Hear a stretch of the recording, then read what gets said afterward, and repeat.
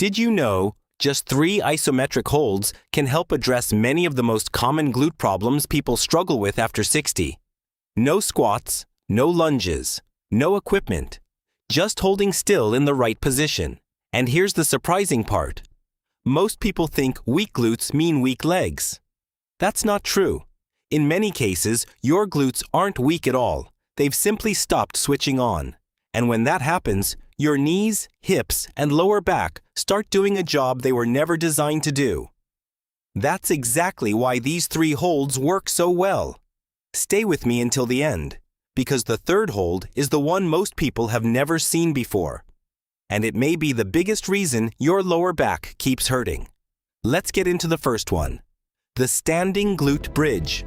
Physical therapists who work with aging adults consider this one of the fastest ways to wake up glutes that have essentially gone to sleep from years of sitting. If you've got hip pain when you walk, a lower back that aches by the end of the day, or you just feel weak getting up out of a chair, this hold speaks directly to that. Here's how it works. Stand tall behind a chair or countertop for balance. Shift your weight into one leg, then squeeze that glute hard while pressing your hip slightly forward, like you're trying to flatten your low back without moving your feet. Hold that squeeze for 20 to 30 seconds, then switch sides. If you're new to this, you'll feel your glute shaking almost immediately. That's not weakness. That's a muscle waking back up after years of underuse. The reason this matters so much after 60 is that your glutes are your body's power source for walking, climbing stairs, and standing back up. When they go quiet, your lower back and knees start picking up the slack, and that's often where nagging pain after 60 actually comes from. Before we move on to the second hold, tell me your first name and where you're watching from. I always enjoy seeing our community grow from all around the world. Now that we've woken the glutes up, it's time for a hold that fixes something even more specific. Don't skip this second hold. It's the one physical therapists often reach for first when someone says, "I feel fine standing still, but walking hurts." It's called the Side-Lying Clam. Most glute problems after 60 aren't a strength problem, they're a balance problem. One side quietly compensating for the other for years, until one day your hip just won't cooperate. This hold targets that directly. Lie on your side with your knees bent and stacked, feet together. Keeping your feet touching, lift your top knee open like a clamshell, only as high as you can go without your hips rolling backward. Hold at the top for 20 seconds, feeling the burn on the outer hip and glute. This is the muscle responsible for keeping your pelvis level every single step you take. When it's weak, your opposite hip drops slightly with every stride, and over years, that tiny imbalance can turn into chronic hip and lower back discomfort.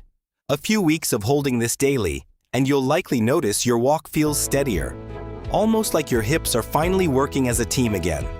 Which bothers you most right now? Your hips, your lower back, or your knees? Just type one word in the comments. Now here's the one almost nobody talks about. In my opinion, this final hold is the missing piece. Without it, the first 2 won't have nearly the same impact. It's called the Standing Hip Hinge, and it fixes the pattern that most people over 60 have lost completely. Bending from the hips instead of the lower back. Stand with feet hip-width apart. Soften your knees slightly, and hinge forward from your hips like you're closing a car door with your backside, keeping your spine long and flat. Stop when you feel a stretch in your hamstrings and a deep engagement in your glutes, then hold. 20 to 30 seconds, 2 to 3 rounds. This single pattern is behind a lot of tweaked back moments people have after 60, bending the wrong way for decades because the glutes stopped doing their job, so the lower back quietly took over instead. If you've made it this far, type glutes in the comments so I know you're committed to getting stronger. Here's how to put all 3 together into one short daily routine. Start with the Standing Glute Bridge. 2 sets of 20 to 30 seconds per side. Then the Side-Lying Clam.